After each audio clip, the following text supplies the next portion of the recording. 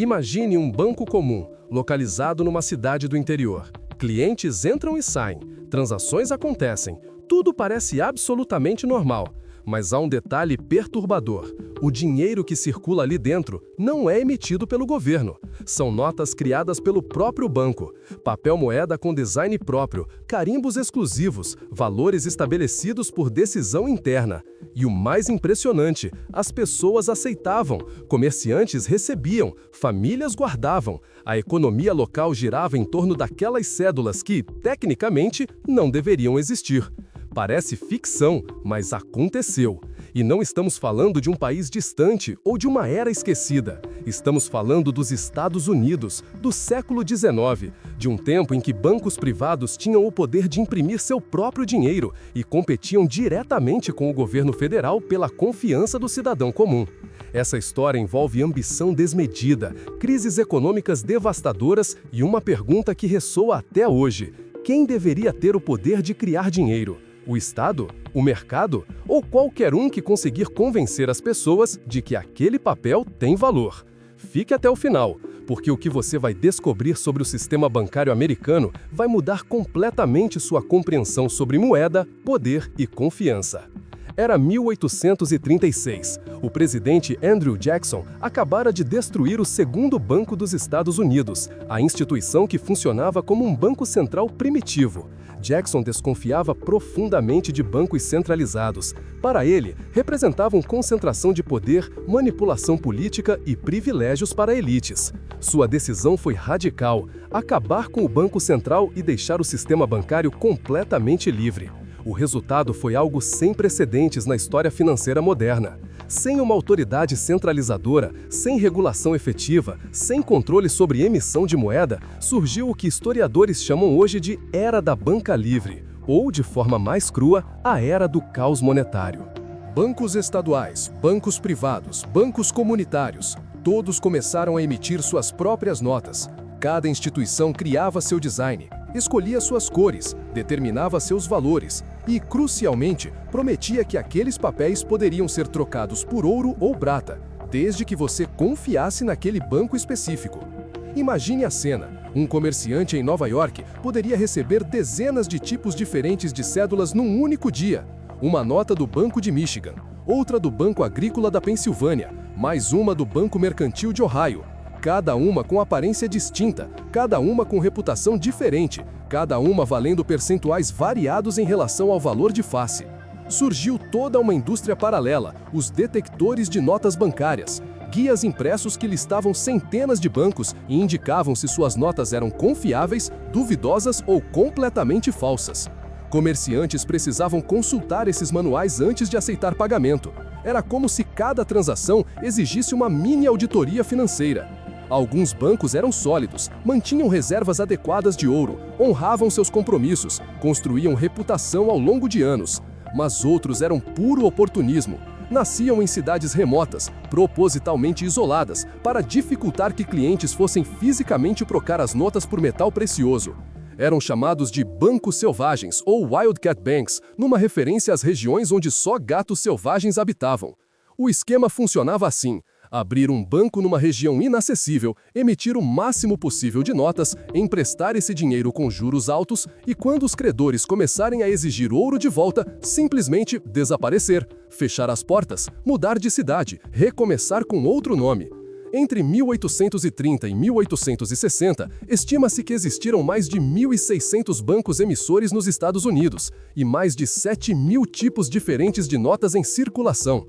O número de bancos fraudulentos, impossível calcular com precisão. Mas historiadores econômicos estimam que entre 30% e 50% das instituições bancárias eram, no mínimo, questionáveis. A população comum ficou presa entre a necessidade de usar dinheiro e a impossibilidade de saber qual dinheiro tinha valor real. Agricultores recebiam pagamento em notas que, semanas depois, descobriam serem papel sem lastro. Trabalhadores guardavam economias que evaporavam quando o banco emissor falia. Famílias inteiras perdiam tudo da noite para o dia. E o mais perturbador: isso não era considerado crime na maior parte dos casos. Era apenas risco de mercado. A situação atingiu seu ponto crítico em 1857. Uma crise financeira começou em Ohio e se espalhou como incêndio. Bancos faliram em sequência. Pânico tomou conta das ruas. Pessoas corriam para trocar suas notas por ouro antes que fosse tarde demais. Mas os cofres estavam vazios. As promessas impossíveis de cumprir. O sistema de banca livre, que deveria trazer liberdade e competição saudável, havia criado instabilidade sistêmica. A ausência de regulação não gerou eficiência, gerou predadores. A concorrência entre bancos não melhorou os serviços, incentivou fraudes. E a liberdade de emitir moeda não fortaleceu a economia, destruiu a confiança. Comerciantes começaram a recusar certas notas. Cidades inteiras voltaram ao sistema de trocas diretas, porque ninguém confiava mais em papel moeda. A economia americana, em plena expansão territorial e industrial, estava sendo sufocada por sua própria moeda. Foi nesse contexto que surgiu uma pergunta inevitável. E se o governo assumisse o controle? E se apenas uma instituição pudesse emitir moeda? E se houvesse regras, supervisão, consequências reais para fraudes? A Guerra Civil Americana, 1861 a 1865, forçou essa transformação. O governo federal precisava de financiamento urgente e percebeu que não podia depender de um sistema bancário caótico e descentralizado.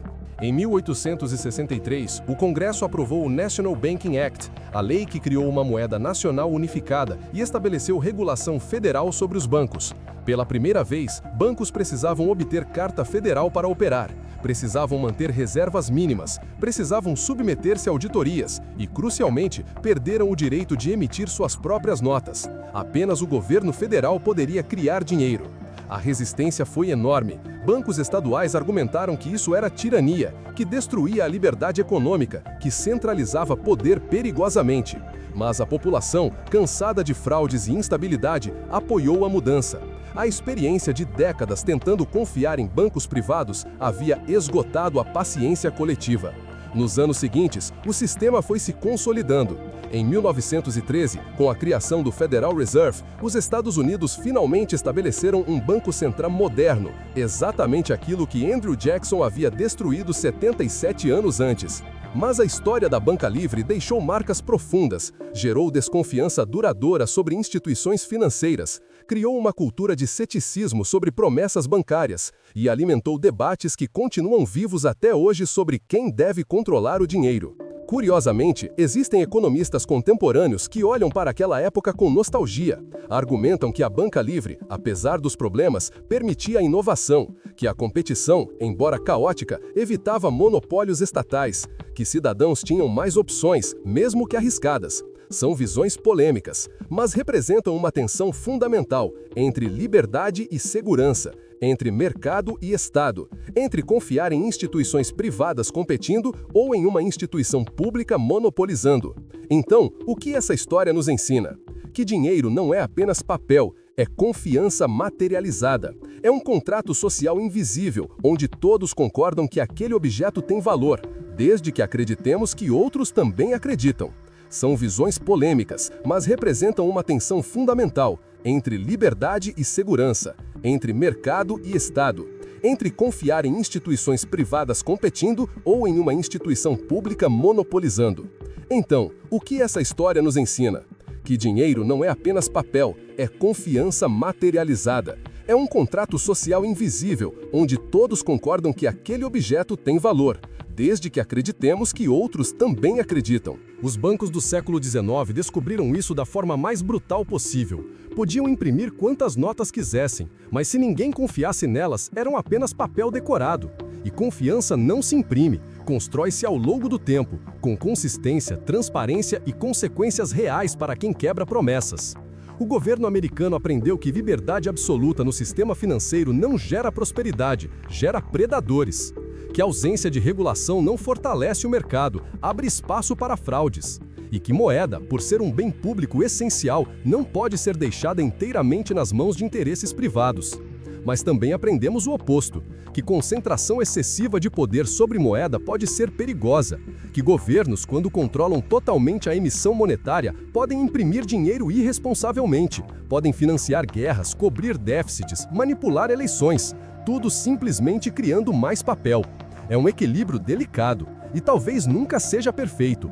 Hoje, vivemos ecos dessa história. criptomoedas são, essencialmente, uma tentativa moderna de retornar à ideia de moedas privadas descentralizadas. Bitcoin, Ethereum e milhares de outras, cada uma com suas regras, seus emissores implícitos, suas promessas de valor. E novamente vemos o mesmo dilema: liberdade versus segurança, inovação versus estabilidade, confiança distribuída versus confiança centralizada. A história da banca livre americana não oferece respostas definitivas, mas oferece algo talvez mais valioso: um alerta, um lembrete de que sistemas econômicos são fundamentalmente sistemas de confiança, e que destruir essa confiança, seja por ganância privada, seja por irresponsabilidade estatal, tem consequências devastadoras que atravessam gerações. Então eu te pergunto, será que realmente aprendemos essa lição? Será que entendemos que moeda é responsabilidade coletiva, não oportunidade individual? Será que estamos construindo sistemas financeiros mais sólidos ou apenas repetindo os mesmos erros com tecnologias diferentes? Deixe sua opinião nos comentários. E se essa história te fez pensar, se inscreva no canal Mundo Enriquecedor, porque aqui exploramos o passado não para decorar datas, mas para entender o presente e evitar que os mesmos desastres se repitam. Até a próxima jornada pela história que ninguém te contou.